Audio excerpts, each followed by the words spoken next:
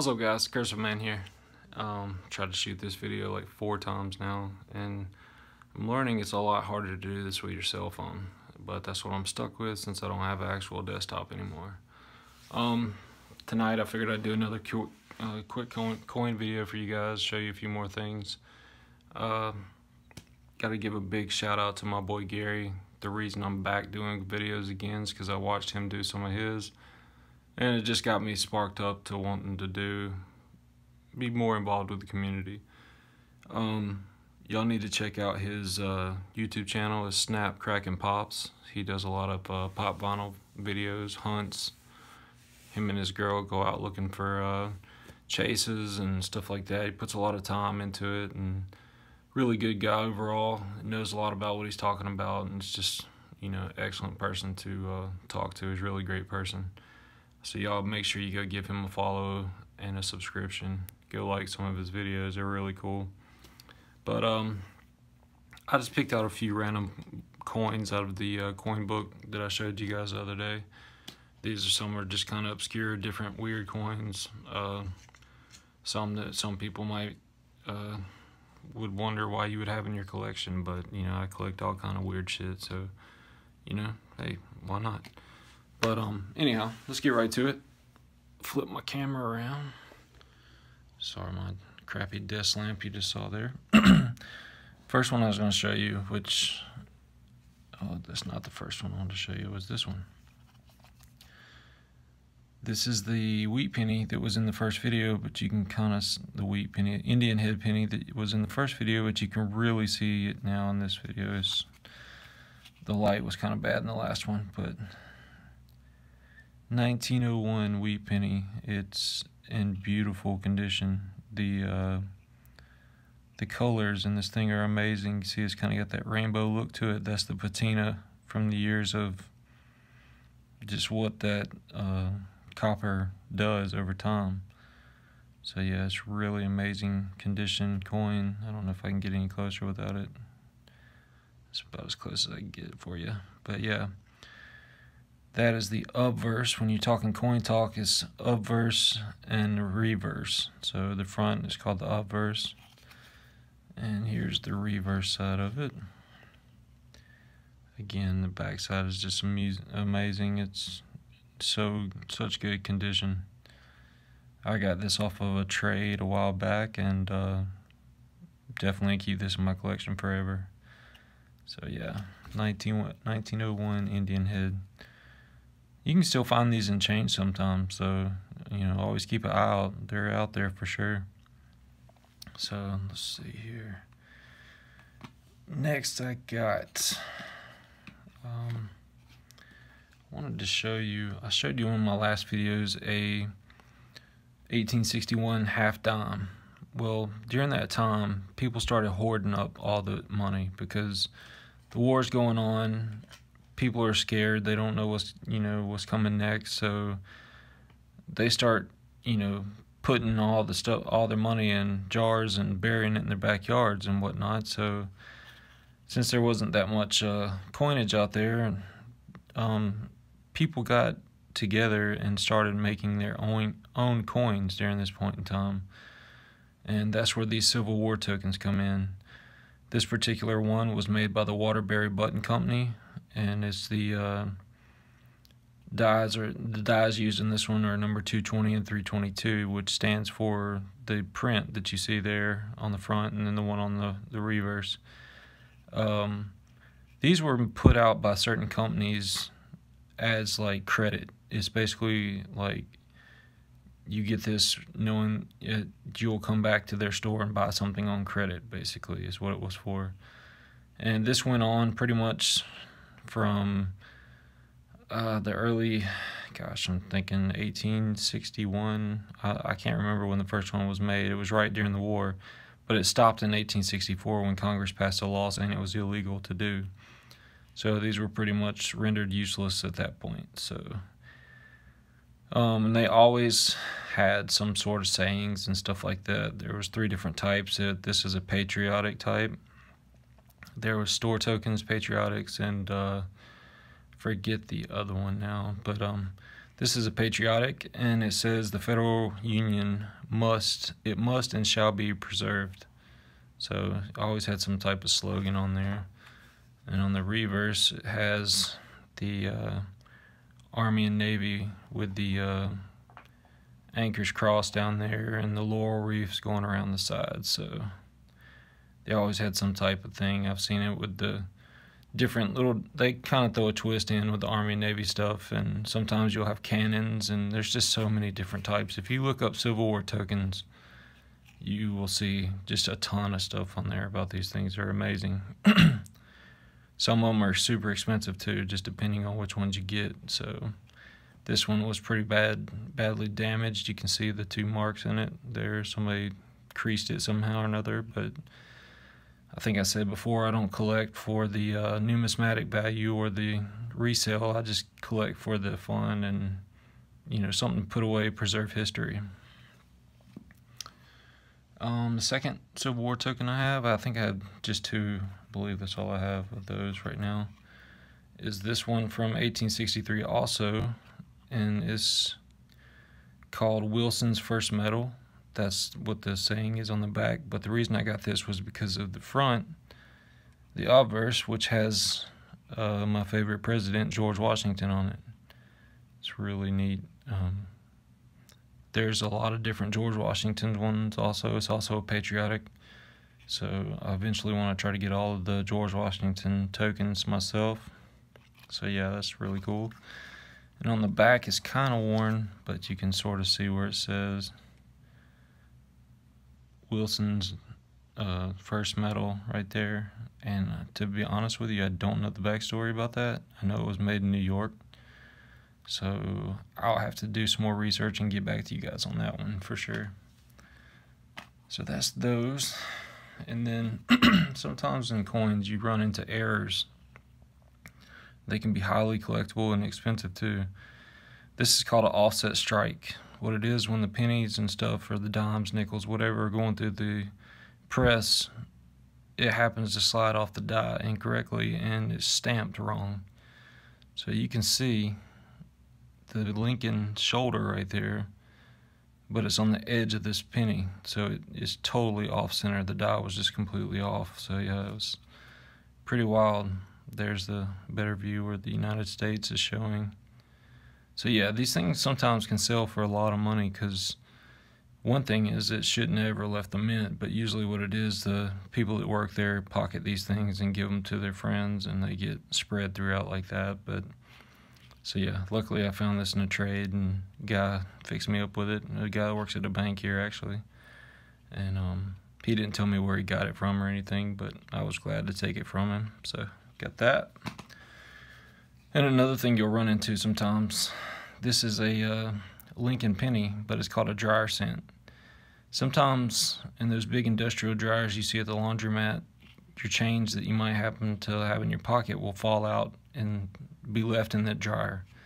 They can stand there for years. Well, what happens is this: it turns into about the size of this dime, or size of a dime, it looks like now. So yeah, you see how small that is. Let me see if I can put it next to this penny for comparison. You can see the differences in the size. It's just wild. But yeah, it's shrunk this thing down to, I mean, just so little. It's crazy. I thought it was some kind of weird fake penny, but found out through friends and research that it is a dryer cent. So you can see the Lincoln Memorial there. The light shows up there, but you can see where it's melted also. The heat just melts it down, shrinks it. So yeah, pretty cool. While I was in New York, I picked up a few of these golden dollars. I actually had started collecting all of them, but changed my mind for the presidential series. So I kept this one. It's George Washington, like I said, is my favorite president. These things are really cool and easy to get. Go to your local bank. They'll probably have tons of them. You can buy them by the rolls. They're face value $1 a piece. So this one was just in really nice shape, so I kept it. And yeah, it's really cool. Something cool for your kids to collect, or you yourself, whoever. So yeah, they're presidential. They do the Sacagaweas also and stuff like that. So Something kind of funny. This might bring back some childhood memories for some of you guys. It's a Aladdin's Castle token. I don't know about you if you're my age or not, but when I was younger, Aladdin's Castle was the place to go in the mall. And I found this in a bag of change from my dad. I don't know why in the world he had it, but it was in there. I thought it was a car wash token or something, but it's Aladdin's Castle, so that's really neat. So I threw it in a little holder and figured I'd keep it because you don't see Aladdin's Castle anymore. So yeah, there's that. It's pretty cool. This was also in that same bag of change, and I had seen these before. You may have seen some of your family members with this. And what this is, it was given out by the Catholic Relief Services, and you donate so much money and they will give you one of these guardian angel tokens, and expect you to keep in your pocket, and just as a reminder to say your prayers and that kind of stuff. So pretty neat. It was given out back during the 80s and the 90s is when these were still going. So same image on both sides. It's made out of like a brass alloy type material, but something cool you don't see anymore, so I stuck it in a holder, figured I'd preserve it. What I was talking about, collecting things that some people may not understand why you have, and that is, for example, this. I say German Reichsfinger. This is actually made out of aluminum, I believe. It's 1940. It's during the Third Reich, World War II. Hitler, and he's in power. All the German money has the Nazi symbols and stuff like that on it. So I may have totally jacked up how that's not called, but anyways, you can see it's got the eagle with the swastika underneath and the 1940 there. But this thing feels so light, it's almost like fake feeling. I guess with aluminum, that's what you expect. But so yeah, I've got that. And then I have a 1938 German 2-mark coin. This one's .625 silver, actually. So it's in actually really good shape too. It's got on the back of it, it's got the Paul von Hindenburg on the back of it here. So it's just like a commemoration to his, I guess would be his age, 1847 to 1934, his memorial or something. So yeah, I'm not all about the Nazi stuff, but it's World War II and it's history, so you got to preserve it because you can't forget it. We've kids nowadays seem to think you can just knock down shit and it'll disappear, but you got to preserve history so we don't repeat it. So yeah, got those 2 coins from World War II. Switch to the lighter side.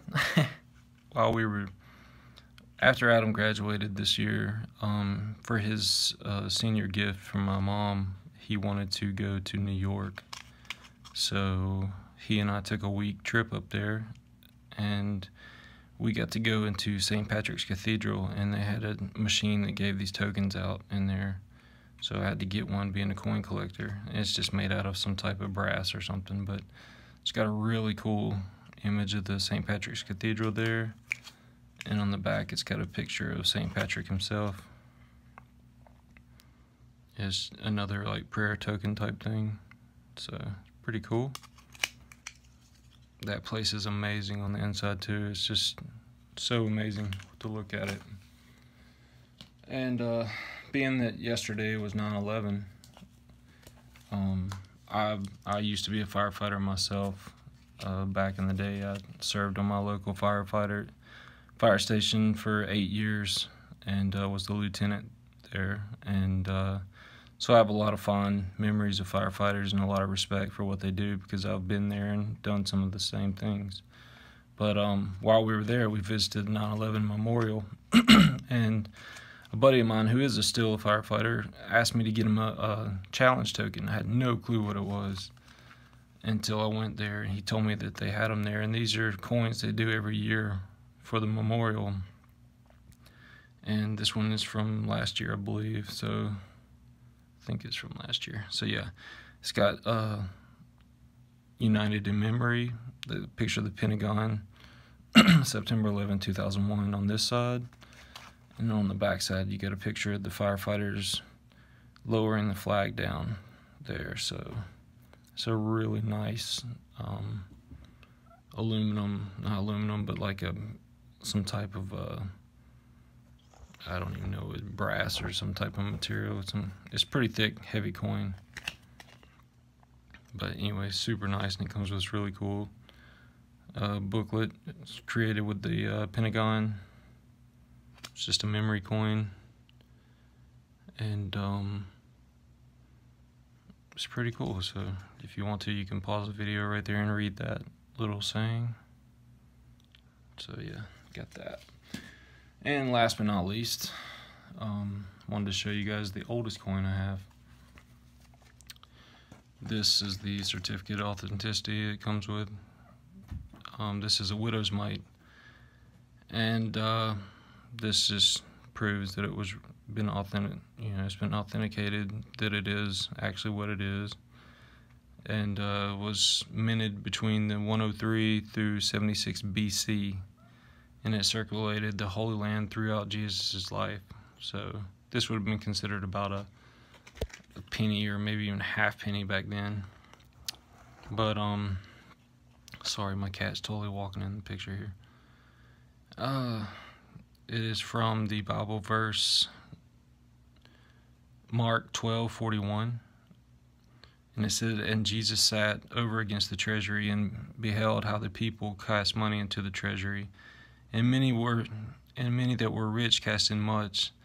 And there came a certain poor widow, and she threw in 2 mites, which make a farthing. And he called unto him his disciples, and saith unto them, Verily I say it unto you, this poor widow has cast in more than all they which have cast into the treasury. For all they did cast in of their abundance, but she of her want did cast in all that she had, even all her living." Sorry, I read that like totally jacked up, but anyhow, this is going to be tough to get a good picture of it on here, but it's got like a star with like some rays coming off of it on one side, and then on the other side I forget again what it has, but it's just, I mean, you expect something this old, you're not going to see a ton of detail in it. You can see some of the patina in it is made out of like a bronze type material. So yeah. But yeah, you're talking about something over 2,000 years old here. So it's just amazing. So got that for a pretty good price. It was not very expensive at all. You can find those pretty regular on eBay, and usually most coin collectors have widow's mites. They're pretty easy to come by. So I just got that one because it had the certificate. That way I could always say, yeah, it is legit. But anyhow, that's this video. I've kind of rambled on now for a long time. I appreciate y'all watching. Like I said before, if you have any questions, shoot me a message below. I'll try my best to answer it. And I've got a ton of stuff to show. I'm not going to try to do it all in one video. I'm just going to do random ones like this and pick a few coins, talk about them, and just go from there. But it's been a long night. Me and my son just got back a little bit ago from his boxing. Sparred a little bit tonight, did good. Getting ready for his amateur fight in January, so definitely will keep y'all up to date on that. But I appreciate you guys watching. Go subscribe to my boy Gary, Snap, Crack, and Pops, and check him out, give him some love, tell him I sent you, and y'all be good, and I will see y'all soon.